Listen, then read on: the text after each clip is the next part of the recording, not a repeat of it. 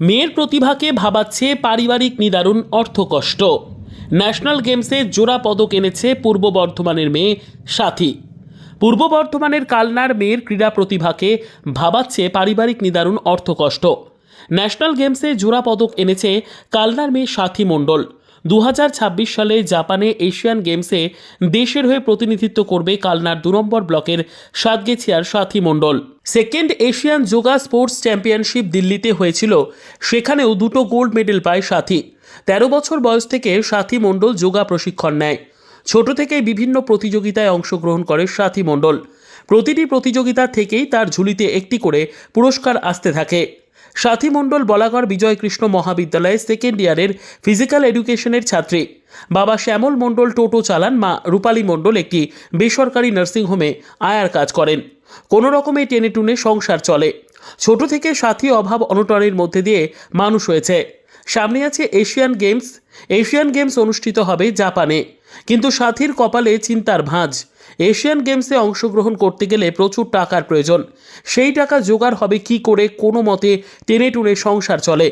সাথীর মা একটি বেসরকারি নার্সিংহোমে আয়ার কাজ করে যৎসামান্য বেতন পান। তা দিয়েই সাথীর কলেজের খরচ, যোগাসনের খরচ এবং তার সঙ্গে খাবার খরচ চালায় সাথীর মা। সাথীর মা জানান, সাথীকে প্রতিষ্ঠিত করার জন্য অক্লান্ত পরিশ্রম করেন সাথীর মা এবং সাথীর বাবা। পুষ্টিকর কোনো খাদ্যই সেভাবে তারা সাথীকে দিতে পারেন না। ছোট্ট একটি ঘরের মধ্যে কোনো রকমে সাথী যোগাসন প্র্যাকটিস করে ভাঙা ঘরের চারিদিকে সাথীর যোগাসনে প্রাপ্ত মেডেল এবং ট্রফিগুলিকে সাজিয়ে রাখা আছে। সাথীর পরিবার এখন চিন্তায়, রাতে চোখের পাতা এক করতে পারছে না। যদি টাকার জোগাড় না হয় তাহলে এশিয়ান গেমসে অংশগ্রহণ করতে পারবে না সাথী। তাহলে কি প্রতিভাটা এখানেই নষ্ট হয়ে যাবে? সাথীর মা সাধারণ মানুষকে সহযোগিতার হাত বাড়িয়ে দিতে বলছেন।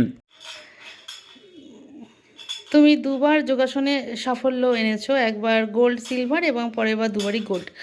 তো কার হয়ে নেতৃত্বে তুমি গেছিলে খেলতে?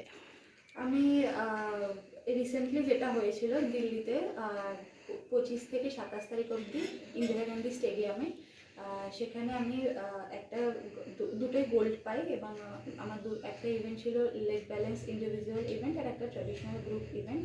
এবং এর আগে আমাদের ট্রায়াল হয়েছিল হরিয়ানা সোনিপথে। সেখানে আমি অল বেঙ্গল যোগাসন স্পোর্টস অ্যাসোসিয়েশনের পক্ষ থেকে খেলতে যাই এবং তারপরেই আমি ইন্ডিয়া টিমে চান্স পাই। এছাড়াও আমি জানুয়ারি মাসে উত্তরাখণ্ডের আলমোড়াতে 38 ন্যাশনাল গেমস অনুষ্ঠিত হয়েছিল, সেখানেও আমি একটি সিলভার এবং একটি গোল্ড পাই। এরপরে কি পদক্ষেপ আছে তোমার? এরপরে পদক্ষেপ হলো আমার এশিয়ান গেমস থেকে মেডেল আনার জন্য, যেটা 2026-এ অনুষ্ঠিত হবে জাপানে। সেটার জন্য এখন প্র্যাকটিস। তাহলে বাধা তোমার কাছে কি হয়ে দাঁড়াচ্ছে এখন? বাধা হলো একটাই, সেটা হলো আর্থিক অবস্থা। কারণ আর্থিক অবস্থা তো খুব একটা ভালো না। বাবা টোটো চালায় এবং মা একটা বেসরকারি নার্সিংহোমে কাজ করে। তো সেটার আর্থিক অবস্থাটাই এখন বাধা হয়ে দাঁড়াচ্ছে। কি চাইছো এখন তুমি? চাইছি বলতে আপনার মেয়ে সাথী মণ্ডল যোগাসনে সাফল্য পেয়েছে, প্রথমবার গোল্ড এবং সিলভার এবং নেক্সটবার দুবারই গোল্ড পেয়েছে। তো এবার তো এশিয়ান গেমসের জন্য আপনার মেয়ে প্রস্তুতি নিচ্ছে। মা হিসাবে কতটা গর্ববোধ করছেন এবং একটা চিন্তারও ভাঁজ আপনাদের কপালে রয়েছে, সেটা কি? আমি তো ভীষণ কি বলবো, ভীষণ ভীষণ খুশি আমি এবং আরও যারা আছে। তো চিন্তার বিষয় এটা, এশিয়ান গেমসে যাবে যখন, হ্যাঁ তখন তো একটা মানুষ খরচাপাতির ব্যাপার আছে। সেটা আমি কোথা দিয়ে কী করব, সেটাই তো চিন্তার বিষয়। কী করে কোথা দিয়ে পাবো জানি না, এখন ঈশ্বর কতটা কী করবে আর কি। আচ্ছা, আপনাদের অসুবিধাটা কি হচ্ছে এখন? অসুবিধার দিক বলতে গেলে বলতে আর্থিক দিকটা তো ভালো নয়। আমি একটা সরকারি বেসরকারি নার্সিংহোমে করে চাকরি করি আর কি, যাই। তো ওখানে অল্প কিছু বেতন পাই, ওই দিয়ে চলে। আর বাবা টোটো চালায়, সেইভাবে চলে আর কি। কোনো রকমে চালাতে হয়। ওই যে এতদিন এখানে ওখানে যায়, আবার যে সামনে এশিয়ান গেমস খেলতে যাবে, এইটা মানে সত্যি কথা বলতে আমার ভীষণ টেনশন। হ্যাঁ, যে আমি সেইভাবে খাওয়াতে পারি না, সেইভাবে যে ওকে মানে যেটা করবো, হ্যাঁ, সেদিক থেকে খুব আমার মানে সত্যি কথা বলতে আর্থিক দিক থেকে আমার এতটাই খারাপ, মানে কিছুতেই কিছু করতে পারি না। মানে আর্থিক দিক থেকে আপনারা বাধা পাচ্ছেন একটা। হ্যাঁ, তো ও এখন মানে কোন কলেজে পড়ে এবং কিসে পড়ছে? ও ও হচ্ছে জিরাটে পড়ে সেকেন্ড ইয়ারে। এই যে ও খেলতে যাচ্ছে, এগুলো কি সবই আপনাদের খরচা না সরকার থেকে কিছু? না না, সরকার থেকে কিছুই হয় না, মোটামুটি কিছুই পায় না, খরচা করতে হয়। নিজস্ব খরচা? হ্যাঁ হ্যাঁ। কি চাইছেন এখন আপনারা?